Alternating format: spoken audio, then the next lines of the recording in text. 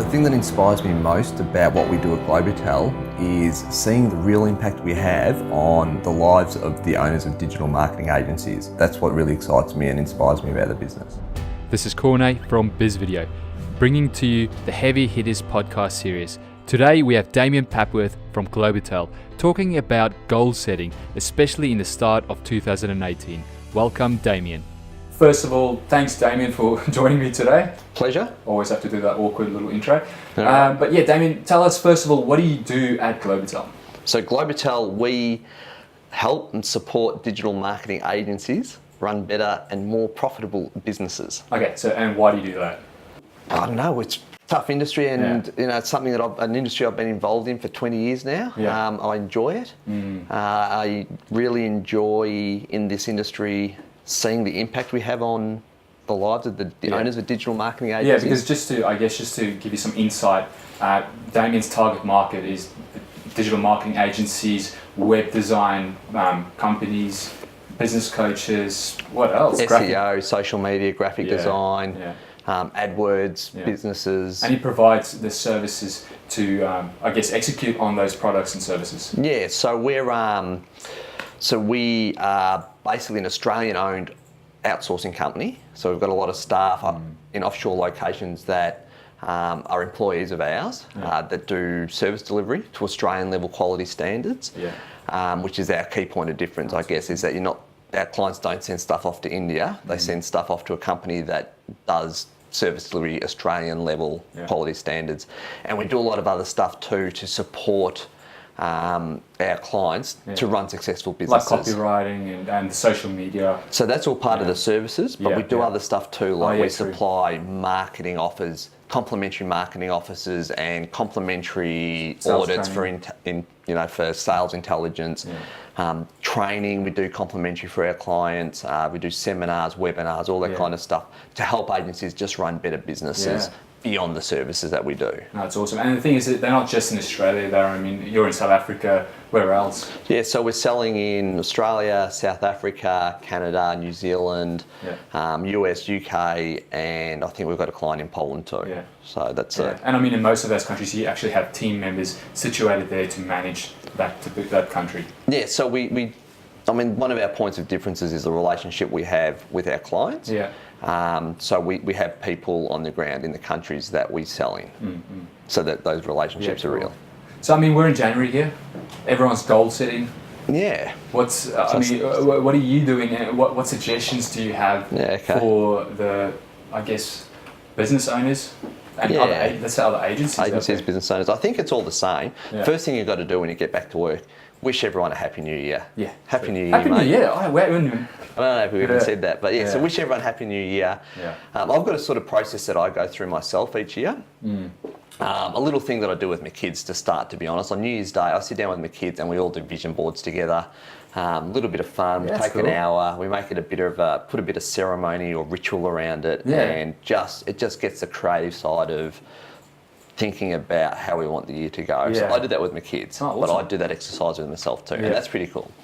So you start with the lifestyle family side first before you go into business and everything else? Yeah, so our process is a little bit with my kids is pretty cool because we've been doing it for a few years. Yeah. What we do to start with is we get our last year's vision boards, and we do a bit of a thing of what went well, what didn't go well, and then we have a think about what parts of the year do we carry with us, which is like wisdom and personal growth and love, whatever, and what parts of last year doesn't serve us anymore, and what do we leave behind, like lingering frustration or resentment or jealousies or whatever. So we can leave all them behind and then we burn them. So you kind of shut the door on it. Yeah. So we let it go and we burn those vision boards. So you physically board it. You physically burn the boards. We have a little fire pit and we burn them and let it go. And then we step into this year and we do the next one. Yeah.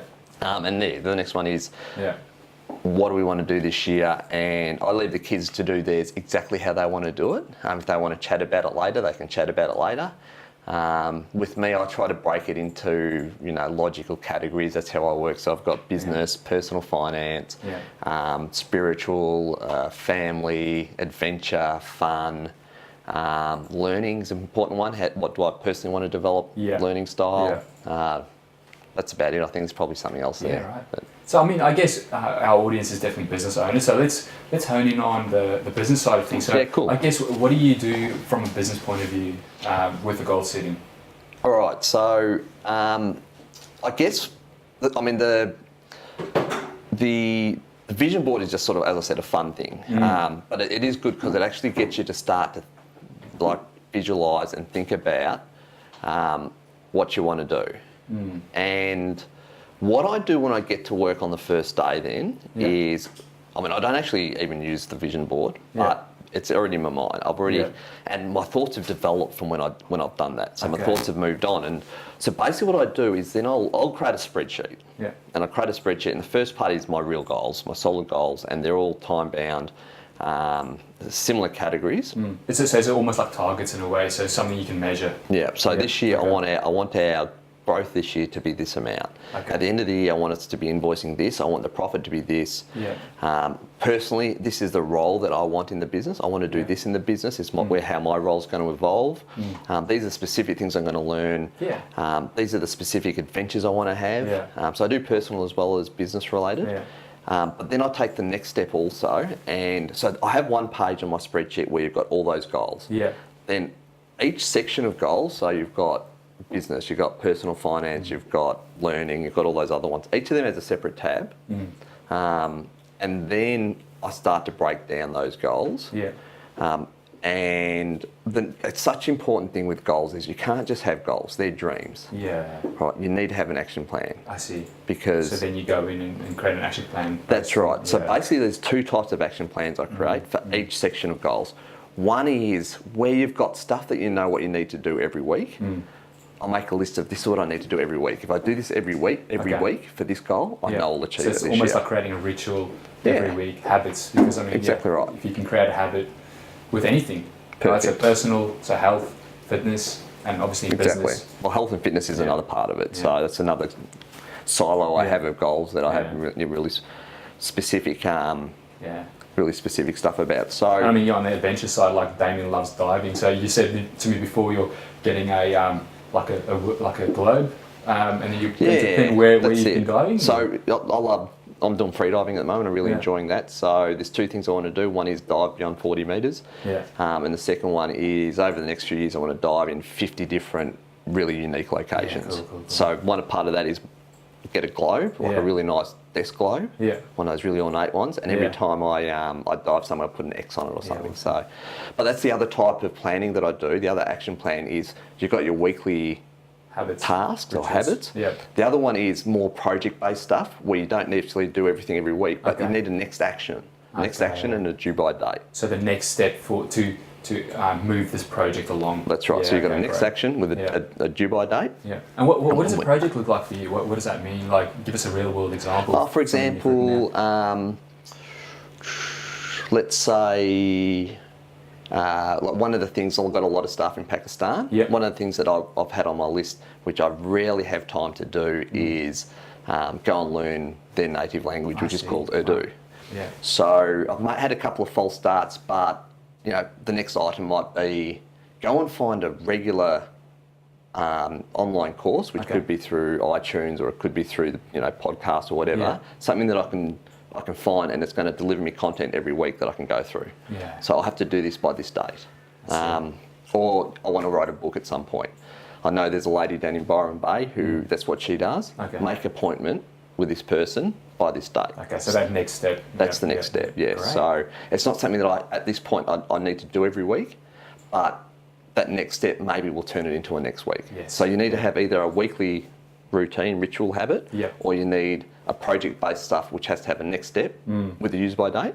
When you complete that next step, you have to replace it with the next step. You can't complete a next step and then not move forward. Yeah, because otherwise you've wasted time with that first step. That's right. And then also it's just not going to go anywhere. And I mean, with the spreadsheet, how often do you look at it? Is that part of one of your rituals as well? Or? Yeah, absolutely. So my task list, so what I've gone with I've got the goals, all the tabs, but then next to I put the task list, the weekly task list, and the next item list is 2 of the first tabs. Yeah. With the task list, I've got 52 weeks across the top of that. I see. And as I go through, I green out the scares that I go through. Okay. So as you go through it and you do everything, you tick them off for the whole year. Yeah, right. If you miss out weeks, you can see where you missed out and you need to catch up.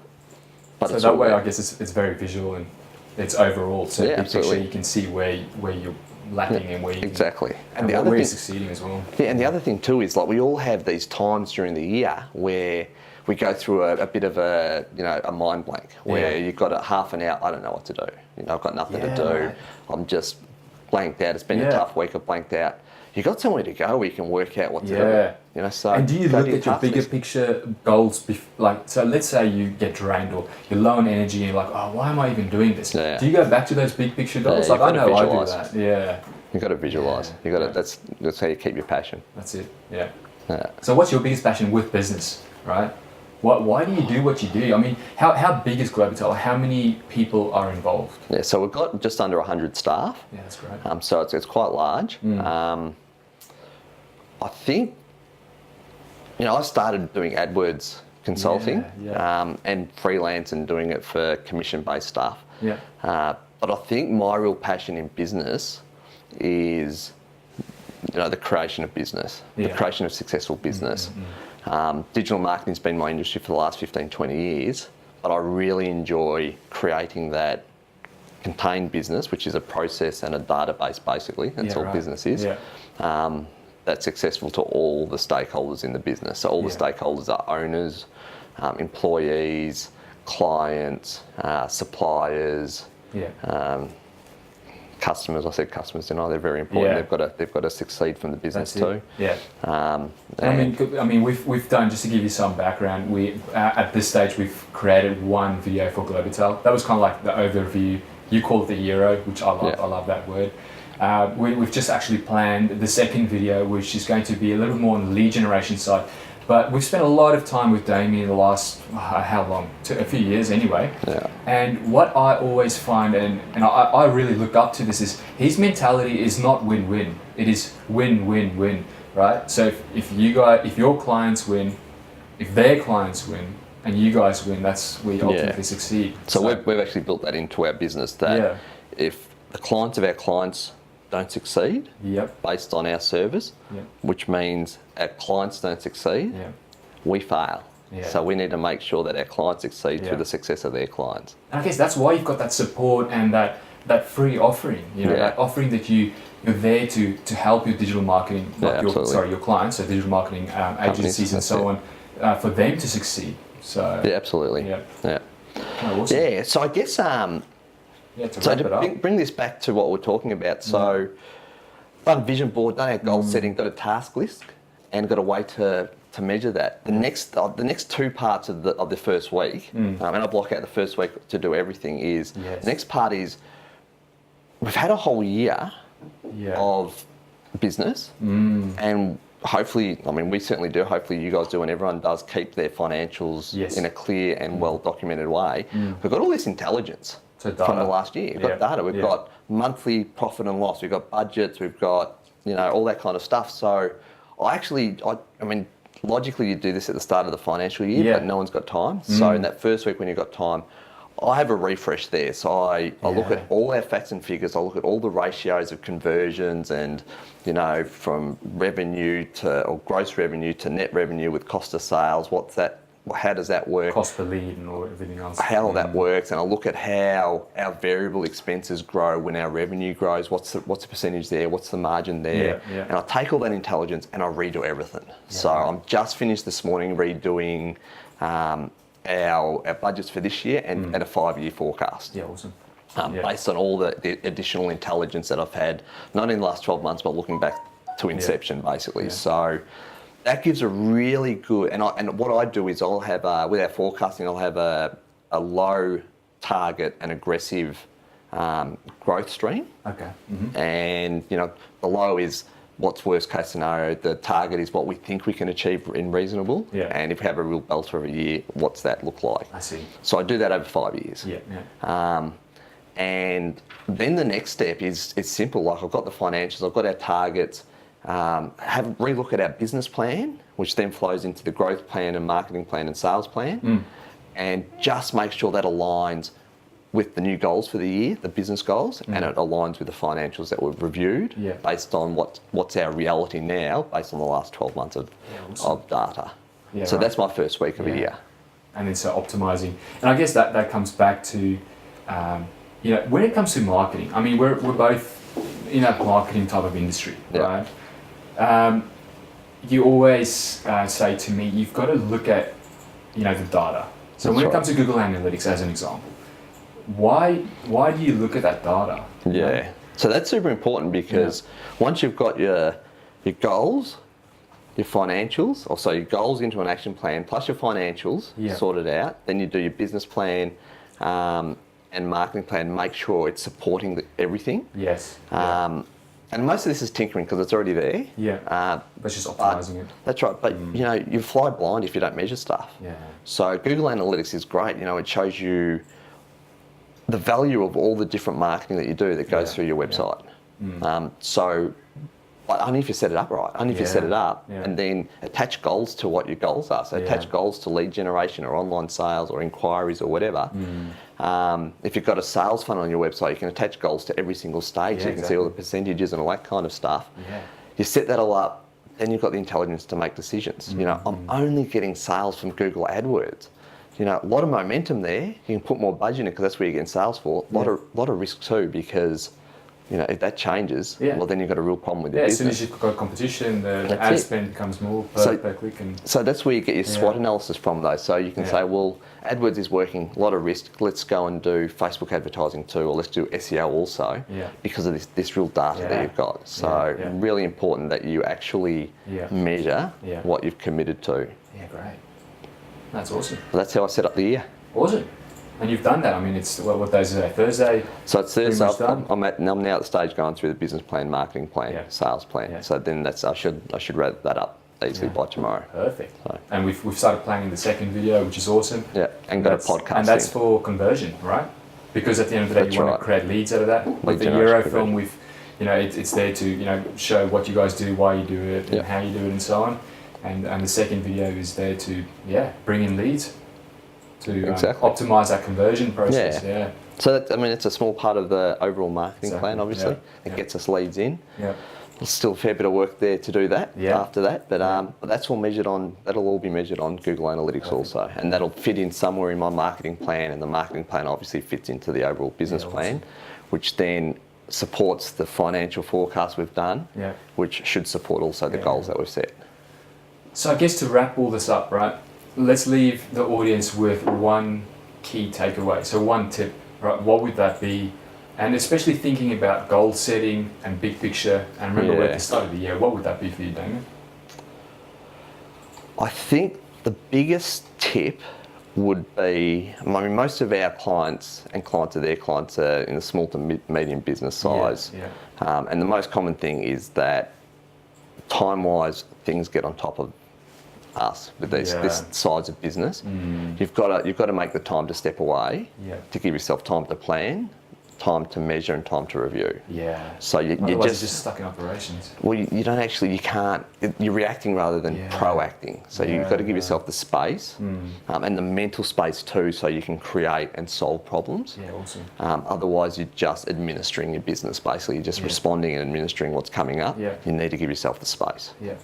Basically just an employee in your own business then. You know? You just get caught up on other people's agendas. You get caught up with you lose control because you're just responding, and you're not actually directing and directing your business because you get caught up with you get caught up with circumstance rather than directing circumstance. There's that saying, you've got to have a plan, or otherwise you become some part of someone else's plan. But you need to make that space to do that properly. No, awesome. Well, I think that's great, mate. That's a great takeaway. If you haven't already, if you don't know Damian, go check out Globitel. I'll link it in the description below. Also link your Instagram. He's really active on Instagram and everything else like that. For so many reasons, we'll probably leave that to another podcast. Yeah, maybe cool. on how to help people. Because it's fun. It's fun, yeah. And it gets it out there, gets your message out there, right? So we'll create another podcast out of that, I reckon. Great. And thanks, Damian. We'll do the awkward handshake. Happy New Year. Cheers. Thanks, mate. You too. I'll see you guys next time.